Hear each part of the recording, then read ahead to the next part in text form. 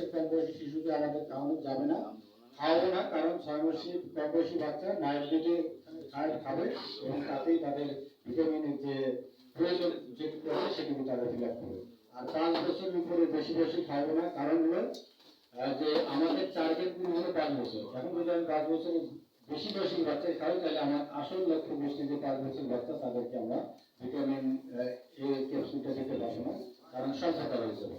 এই কারণে আর 4 মাসের মধ্যে কেউ যদি ভিটামিন এ ক্যাপসুল খেয়ে থাকে তাদেরকে আমরা খাওয়াবো না। আর অসুস্থ শিশু, অসুস্থ বলতে যে শিশুটি হসপিটালে ভর্তি রয়েছে আমাদের ক্যাম্পে নিয়ে আসতে পারবে না, সেই শিশুকে আমরা খাওয়াবো না। ক্যাম্পেইনের জন্য আমাদের কিছু সতর্কবার্তা মেনে চলতে হবে। ভিটামিন এ ক্যাপসুল অবশ্যই মাঠ কর্মী স্বেচ্ছাসেবক খাওয়াবে, যেটা আমি প্রথমে বলেছি। কোনোভাবে আমরা কোনো গার্জিয়ানের হাতে এই ক্যাপসুল দেবো না। কোনো অবস্থাতেই অভিভাবক শিশুর হাতে দেওয়া যাবে না।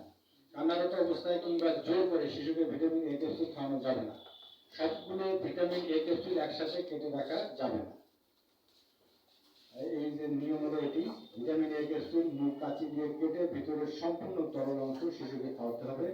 লক্ষ্য রাখতে হবে ক্যাপসুল খাওয়ানোর সময় যেন শিশু মুখ গহ্বরে হাতের স্পর্শ না লাগে। কোনোভাবেই শিশুকে পূর্ণ বা গোটা ভিটামিন এ ক্যাপসুল খাওয়ানো যাবে না। আমরা কোনোভাবেই পুরোপুরি ক্যাপসুলটা খাবো না, কাঁচি দিয়ে মাথাটুকু কেটে ওর ভেতরে যেটুকু জলীয় পদার্থ রয়েছে শুধু সেইটুকুই খাবো, পুরোপুরিটুকু খাবো। ভিটামিন এ ক্যাপসুল সংরক্ষণ পদ্ধতি, এটি বাতাস এবং সূর্যালোকে ভিটামিন এ ক্যাপসুলের কার্যক্ষমতা হ্রাস পায়।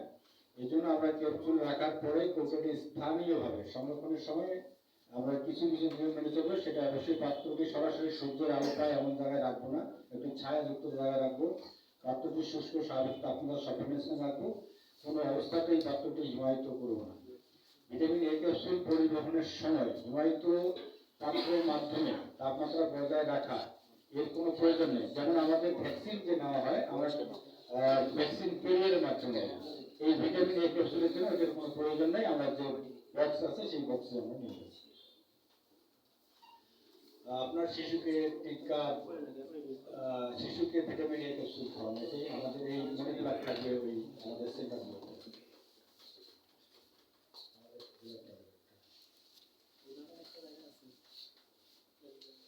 এটি এখন আমাদের জেলার টার্গেট। সেটি হলো ভিটামিন এ প্লাস ক্যাম্পেইন 2024 উদযাপনের শর্তাবলী। ক্যাম্পেইনের তারিখ 1 জুন 2024। নির্দিষ্ট জনগোষ্ঠী 6 মাস থেকে 5 বছর বয়সী সকল শিশু।